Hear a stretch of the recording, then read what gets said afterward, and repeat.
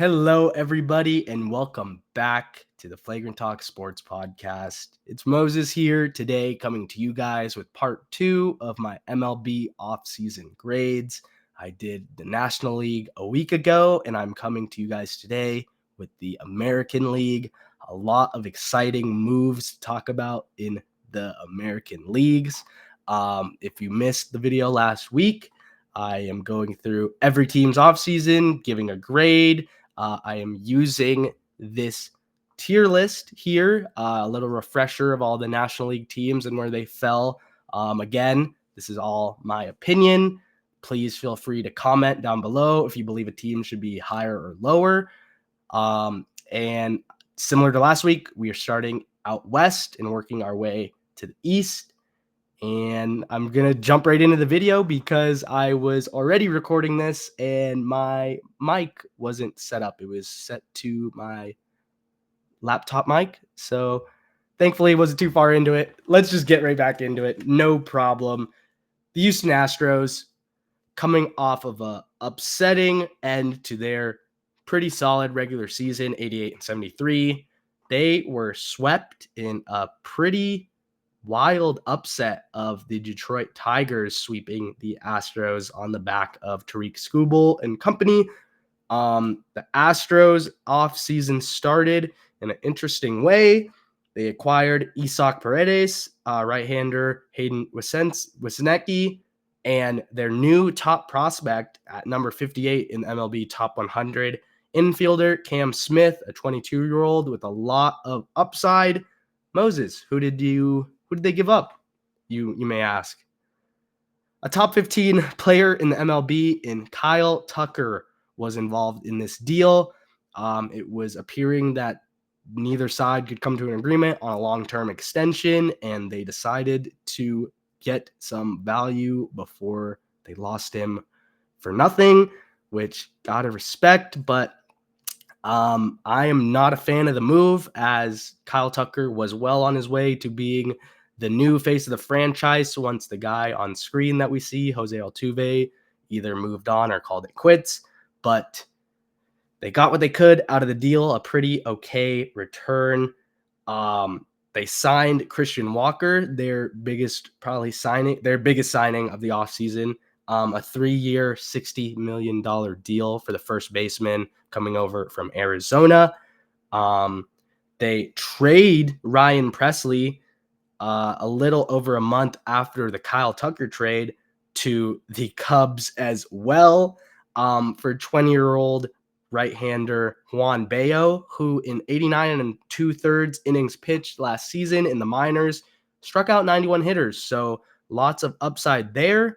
But I just believe that the value that they got in return for these two established players in the majors isn't going to help them this season. Sure, it might be down the line, but considering this team has been a dominant force in the American League, I believe before this season, they made the ALCS 5 out of the last 6 years, which is just insane. It's seeming like the reign of the Astros is over. They lose Justin Verlander in free agency to the Giants. Yusei Kikuchi, a guy that they traded for at the trade deadline, and they gave up 3 prospects to get him, signed with the Angels. Alex Bregman joins my Boston Red Sox. Talk about some of these moves in a minute when I get to their teams. But to round out the Astros moves, they traded for Taylor Trammell for some outfield depth. And they also signed Brendan Rodgers to a minor league deal, a guy that has a .266 career batting average in 6 major league seasons.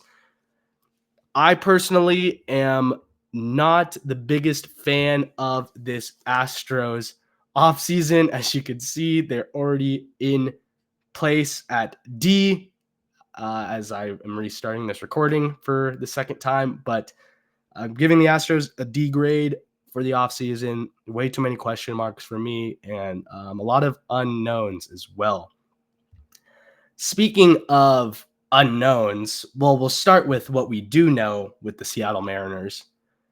They have the best rotation in baseball. We've everybody knows this by now. They unfortunately missed the playoffs last year at 85 and 77, just in a disappointing fashion. And the reason for that missing out is their offense. So you would expect them to make some changes in the offseason and get some bats. They traded for Miles Mastrobuoni. They signed a 37-year-old Donovan Solano. They re-signed Jorge Polanco to a one-year deal, who performed very poor last season with the Mariners. They signed a couple guys to minor league contracts in Rowdy Tellez, in reliever pitcher Drew Pomeranz, in a reliever in Shintaro Fujinami, who has spent some time in the minors, especially last season. They trade for Blake Hunt from the Orioles. Just kind of a snooze fest of an offseason for the Mariners. I'm not going to beat a dead horse because a lot of my fellow friends, and I'm sure a lot of you Mariners fans already know what is going on here. Unfortunately, it's going to be an F for me. It's just pretty embarrassing when you have the talent that you have pitching and you don't do anything to aid the offensive side of the ball. Gotta do more if you're the Mariners. And speaking of doing more, the Texas Rangers, who after winning the World Series in 2023 went into a major regression last season, going 78 and 84 and missing the playoffs. Yes, there were a lot of injuries and a lot of things that were out of their control that caused the downward spiral, but still pretty inexcusable considering the talent that this team has. They do bring back Nathan Eovaldi, which is big, re-signing him to a 3-year, $75 million deal. They, on the same day as that, they trade for corner infielder Jake Berger from the Marlins, and they give up 2 shortstop prospects and a left-handed pitching prospect as well. A week plus later, they signed veteran outfielder Jock Peterson to a 2-year, $37 million deal. A day before that, my apologies, they trade Nathaniel Lowe, who was all right in the 2024 season, for a lefty reliever in Robert Garcia from the Nationals. They signed Kyle Higashioka, who was very, very good in the postseason, especially in the wild card for the Padres last season, adding some depth to the catching position behind Jonah Heim there. They signed Jacob Webb, a solid righty reliever coming over from Baltimore. They signed lefty from the Brewers, Hobie Milner. They signed a guy from the Red Sox who had a pretty all right season, kind of derailed by injuries, but still has some juice. The veteran Chris Martin for the bullpen. Signed a couple guys to some minor league deals in Sam Haggerty and Matt Festa, both ex-Mariners. They signed some relievers in Sean Armstrong, who was with 3 teams in 2024, and Luke Jackson, who was with 2. So those 2 hoping to find a permanent home in Texas. We saw a little bit of their top prospect, Kumar Rocker, last season as well, hoping to get some more development and a better, more solidified major league season out of him. Overall, I am going to give this Rangers off season a B. Could be a little bit high based off of the moves. Nothing really eye-popping, but again, the talent for the Rangers is already there. They have Adolis Garcia. They have Corey Seager. They have Marcus Semien. They have these guys. They have the pieces. They have the youth. It's just got to all come together, and I like the moves in the offseason to try and right the wrongs of last season. Another solid transition. I promise this isn't planned. Speak about righting wrongs. The Oakland Athletics, although it was, not a great performance on paper, 69-93, missing the playoffs, 19 more wins than what they did in 2023 when they lost 112 games, only winning 50. And we have some bright spots to the guys on screen here. Brent Rooker and Lawrence Butler, both on the come up here for the Athletics and looking like they could be permanent pieces, especially as this team is spending some time here in Sacramento while they get a new stadium built in Vegas. But the Oakland Athletics hand out the largest guarantee in franchise history to Luis Severino, a 3-year, $67 million deal. Severino having a great season with the Mets. Almost threw a no-hitter last year. I'm sure a lot of people don't remember that, but pretty great season for Severino. And gotta love the A's spending some money, largest deal in franchise history. Respect to the A's. They also make a move for a starter lefty, Jeffrey Springs from the Rays, acquiring Jacob Lopez in relief as well, both lefties. They give up Joe Boyle, who throws some gas, a couple minor leaguers, and a pick. A couple days later, they sign Gio Urshela to a 1-year deal. They sign veteran left-hand reliever TJ McFarland to a 1-year deal. They sign right-hand reliever Jose Leclerc to a 1-year deal. And utility man in Luis Urias to a 1-year deal. Like the offseason for the Athletics, on top of the continued development of Shea Langoliers, who had his best season in his second year behind the dish full-time for the A's. They extended Brent Rooker, 5-year, $60 million deal, locking him down as the face of this organization. And like I said, the development of Lawrence Butler coming off a solid second season. Shout out GCU former Lope Jacob Wilson, expected to be the full-time shortstop after debuting at the end of last season for Oakland. Lots of bright spots for the A's, although it has been dark for so long. I'm a big fan of the offseason, going to give them a C+. I really love what the Athletics did.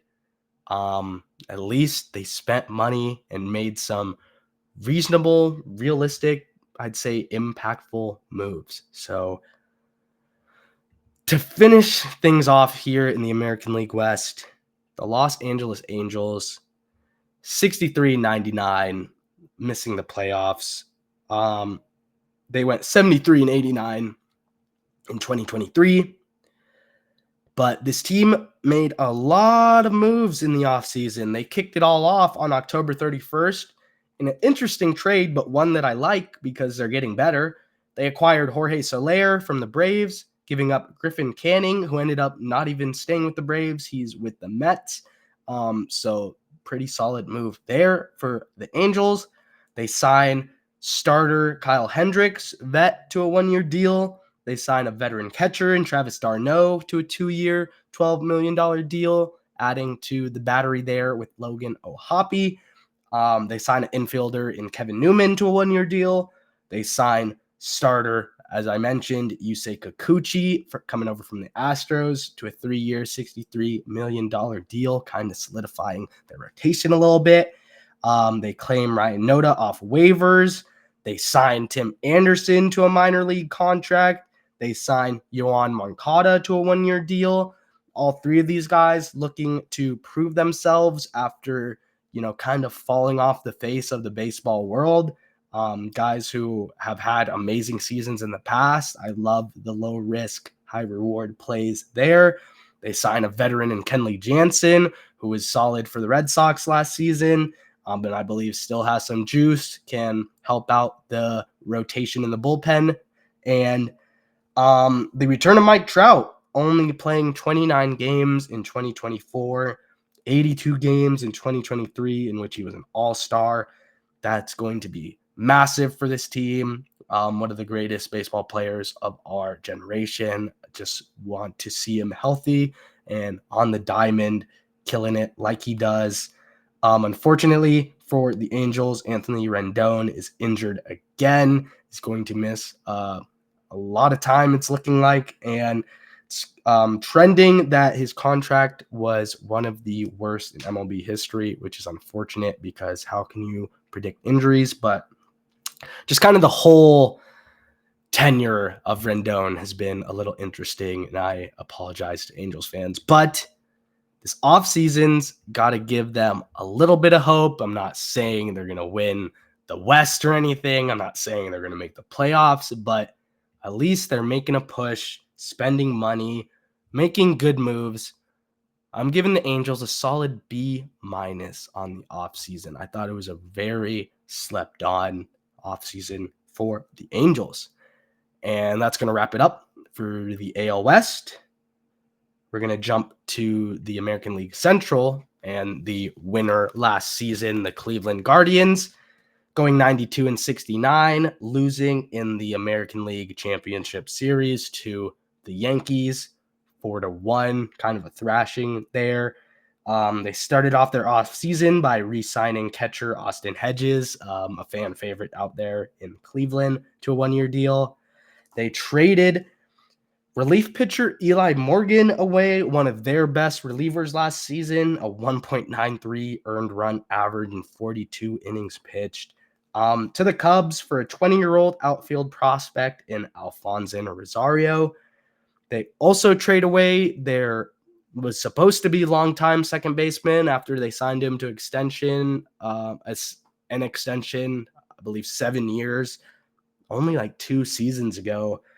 They trade Andre Jimenez and Nick Sandelin to the Blue Jays for Spencer Horwitz and Nick Mitchell. They immediately flip Spencer Horwitz to the Pirates for right-hander Luis Ortiz, who threw the most innings of his career last season and also had the lowest ERA of his career, as well as 2 left-handed prospects. They re-signed Shane Bieber, their ace, who missed 2024 due to Tommy John, giving him a 2-year deal with a player option in the second year. They trade their first baseman, Josh Naylor, to the Diamondbacks for Slade Sassoni, who is a solid right-hander. 2 days later, to replace Naylor, they sign Carlos Santana, a familiar face in Cleveland, his third stint with the Guardians. The 38-year-old coming over again, must love his time in Cleveland, clearly. They also signed Paul Sewald to strengthen the bullpen, a 1-year deal. They signed Jacob Junis, who was solid in Milwaukee and Cincy, as well, to strengthen the bullpen. They signed John Means, a lefty recovering from his second Tommy John surgery, not expected to be back until potentially late this season, if not at all this season. They gave him a 2-year deal, though, so hopefully they get some play out of him. And kind of a pedestrian offseason for the Guardians, considering they were in the ALCS. I feel bad for Jose Ramirez, as he is one of the best third basemen in the game, one of the more slept on, one of the better switch hitters in the game, and they just haven't been able to get over the hump in the American League. Thankfully, with the prospects and hauls that they got from some of these trades, it's looking like the future is bright, especially with the number 1 overall pick from this most recent draft, Travis Pizzana. He's number 10 in the in the MLB top 100 prospect rankings. So help is on the way for the Guardians. I would say an average off season. I'm going C+ for the Guardians. I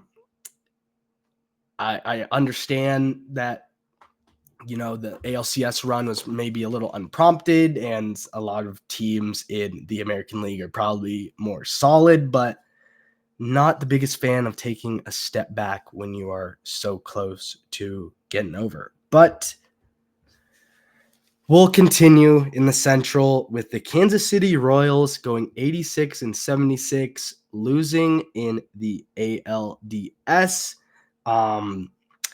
They re-sign Michael Wacha on a 3-year, $51 million deal. They trade Brady Singer away to Cincinnati for Jonathan India and Joey Wiemer. They also re-signed Michael Lorenzen, who came over at the trade deadline and was great for the Royals on a 1-year deal. They signed Carlos Estevez for some bullpen help. Kevin Biggio to a minor league contract, Ross Stripling to a minor league contract, and they have the number 22 prospect in the top 100 in Jack Caglione, the ex-2-way star out of Florida, now tenured, now stated to only play first, it's looking like. But again, kind of pedestrian, I would say, for the Royals, considering the run that they went on, kind of unexpected here in the playoffs. I feel like they're putting a little bit too much pressure on Bobby Witt to be the guy, which he is going to be, but can't be a one-man show. Going to give the Royals a C straight up. Nothing too moving there, lock down what they could. And, kind of similar to the next team who, funny enough, had the same record, went out in the same fashion in the ALDS, the Detroit Tigers, who, off of Tariq Skubal's unreal Cy Young year, I was expecting them to kind of do a bit more in this offseason, similar to the Royals. They signed veteran right-hander Alex Cobb. They bring back Jack Flaherty on a 2-year deal. Funny enough, it was traded away to LA at the trade deadline. They signed Gleyber Torres to a 1-year deal, which is going to be interesting to see him not in a Yankees uniform, but do like the signing. They also signed another Yankee in Tommy Kahnle, who was great in relief for the Yankees, especially in the playoffs. They trade away Alex Faedo to the Rays for a catching prospect, and they sign a familiar face in Detroit, Andrew Chafin, but to a minor league contract, making him earn his way back into the majors. Again, similar to the Royals, similar standing, similar exit. Didn't do as much as I thought they should have, especially considering how open this AL Central is. I'm going to give them slightly worse than the Royals at C-. We'll see if the deals pay off, the moves, but just kind of underwhelming again. Please, if you're a fan of these Central teams, let me know if I'm missing the formula, missing the point of these moves, but I just felt like more could have been done.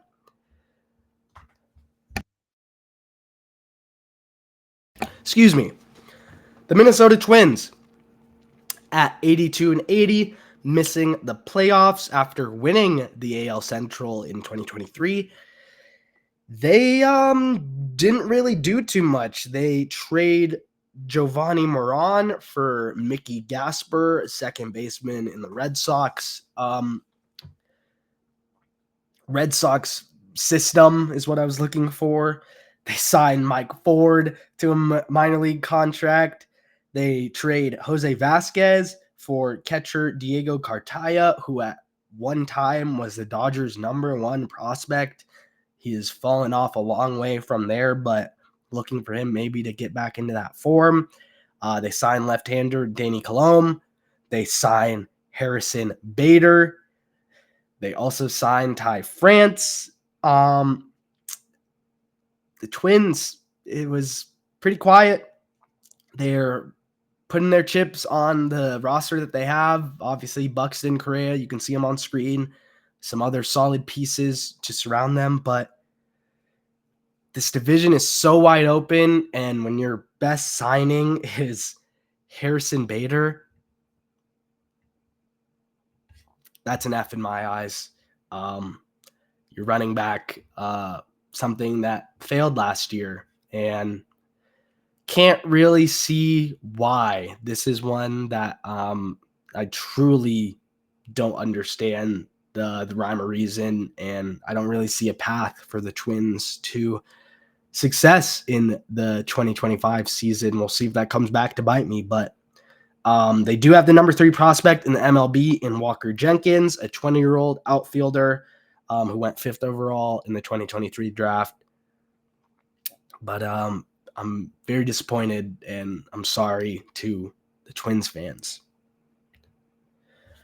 Speaking about sorry, the Chicago White Sox at 41-121, the most losses in the modern Major League Baseball history. The Sox, they claim Penn Murphy off of waivers from Houston. They sign Austin Slater. They trade cash for Matt Thaiss. They sign Mike Talkman.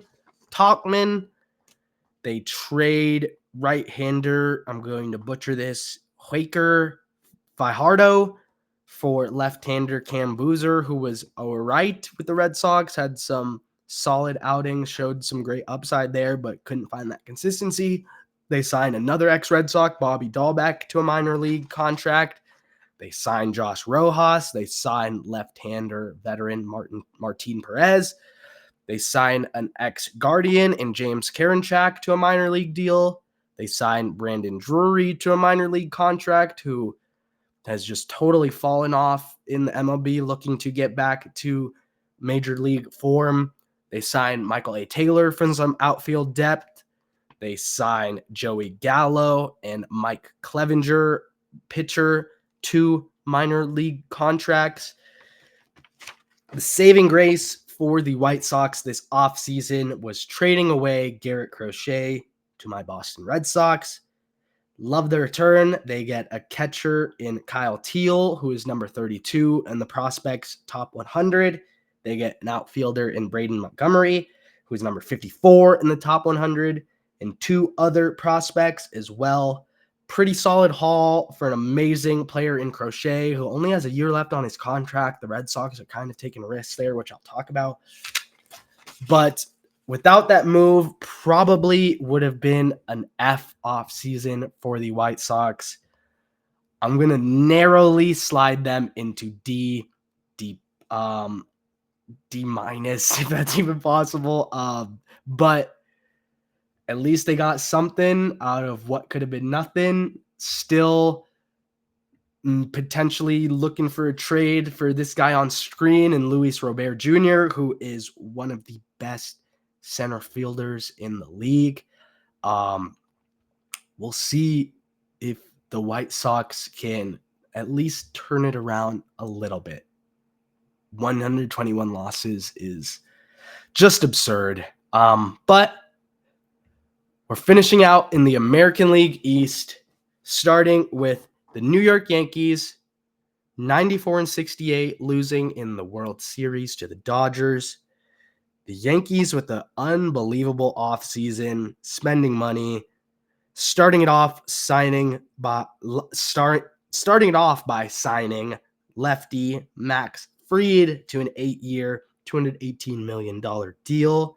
They re-signed Jonathan Loaizaga for the bullpen.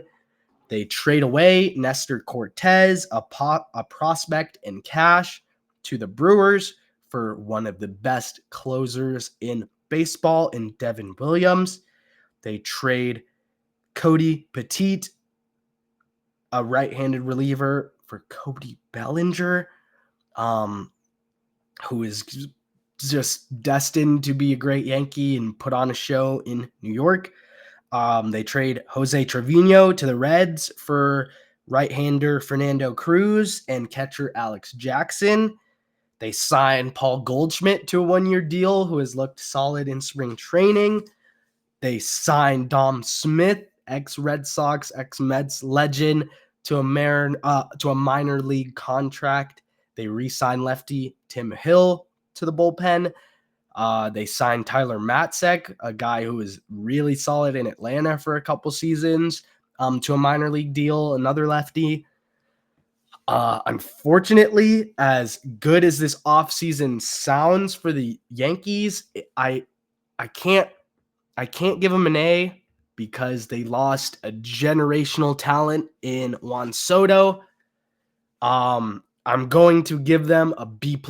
I think it was as good as an offseason could have been considering that loss. And it's a new look Yankees team who probably should be right back in the World Series. If I had to bet on it today, but this team might have something to say about it. The Baltimore Orioles going 91-71, losing in the wild card, getting swept by the Detroit Tigers. Sorry, I just need to confirm that because I don't. Yep. No, I'm sorry. Tigers swept the Astros. The Royals swept the Orioles. The Orioles haven't won a playoff game in a long, long time. Their big loss is losing Corbin Burns this offseason. They signed Gary Sanchez to play behind Adley Rutschman. They signed Tyler O'Neill, who was great for the Red Sox last season. They signed a 35-year-old out of Japan, Tomoyuki Sugano, on a 1-year deal. He played in Japan for 12 years, was a 3-time MVP, including last season. He is a 4-time ERA leader in Japan, a 2-time Ks leader, a 3-time wins leader. Very solid pitcher that the Orioles got. We'll see if it can translate to the majors. They also signed a 41-year-old in Charlie Morton to a 1-year deal. They signed Andrew Kittredge. They signed a couple outfielders in Dylan Carlson and Ramon Laureano. Yes, this Orioles team is amazing. Look at the guys on screen, the youth. They are set for the next few years. I am unfortunately not impressed by this offseason at all. Losing Burns really hurts, and replacing him with a 35-year-old and a 41-year-old, I don't know if that's going to sway me. We'll see if Sugano can be that guy. I guarantee it won't be to Burns level, but given the Orioles a D, I thought they could have done a lot more, especially considering the moves that some of these teams made in their division.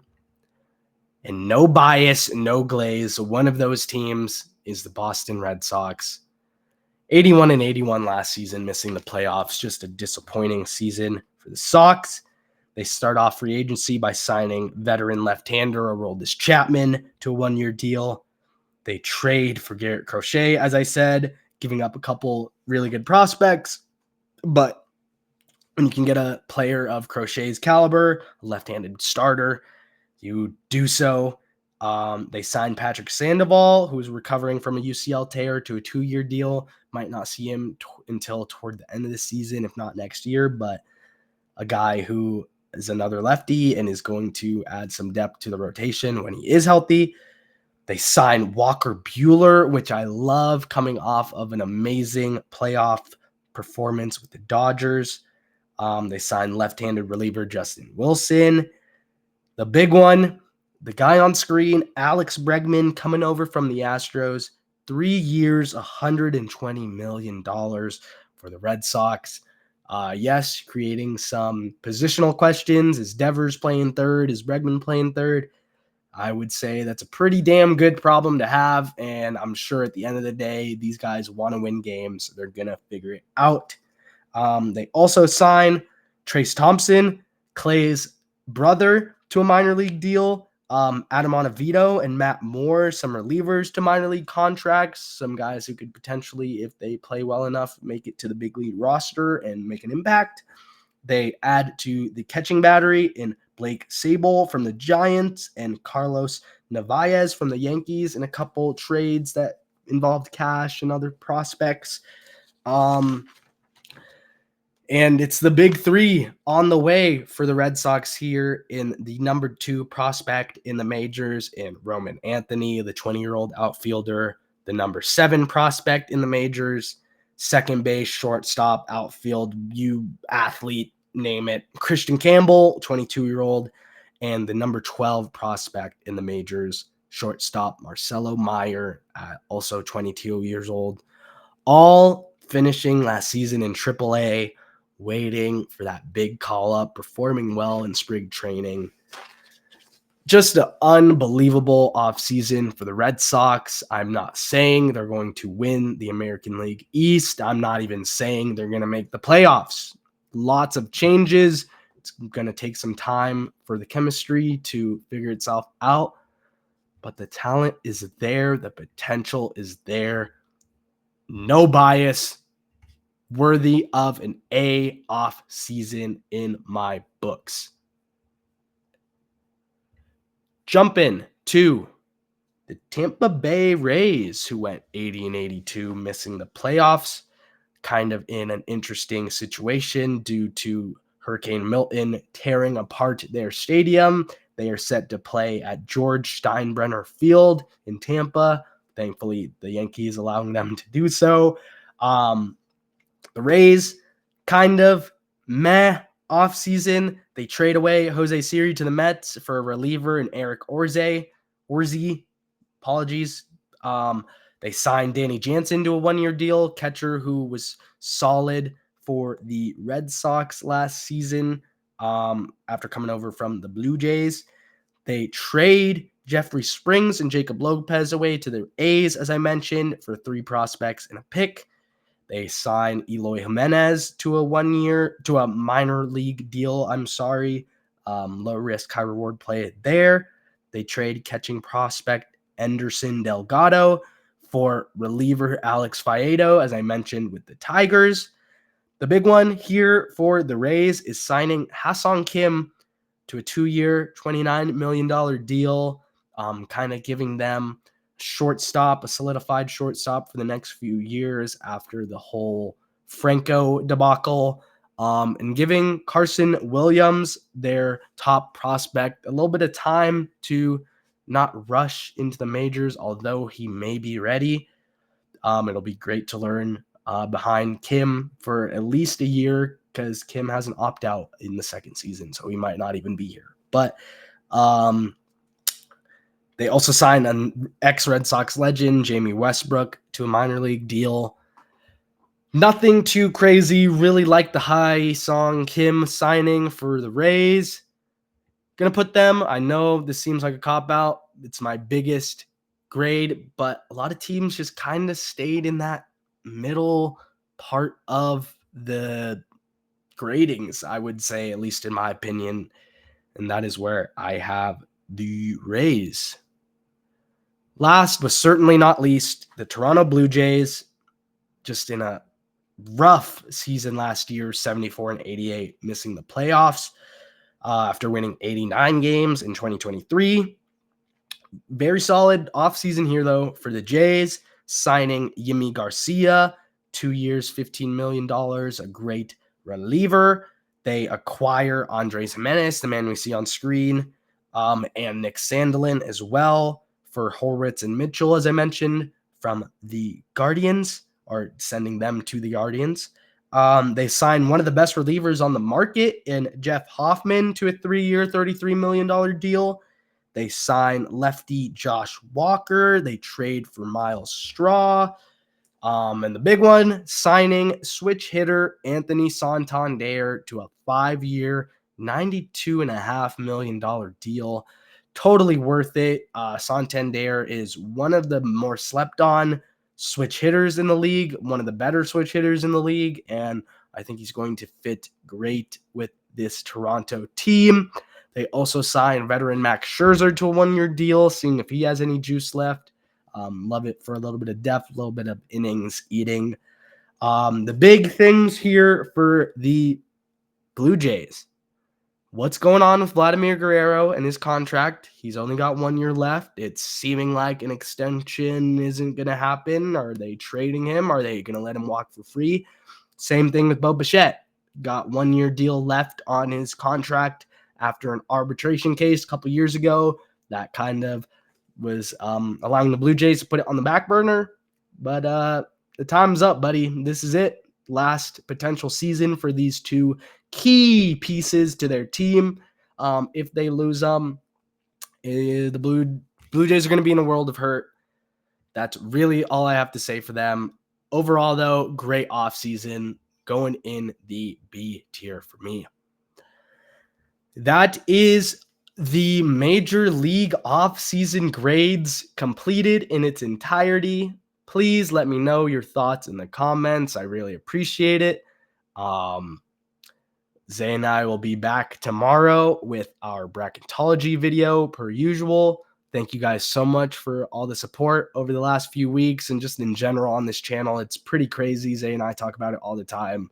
The growth, all of it. It just means so much that you guys tune in and enjoy our content. So we love y'all. We thank y'all. And before I close the video off, song of the pod for the people. I got a basic one from Sublime. What I Got, absolute classic, and good vibes as we're heading into this weekend. Thanks again, everybody, for tuning in, and we will see you tomorrow. Have a good one. Bye-bye.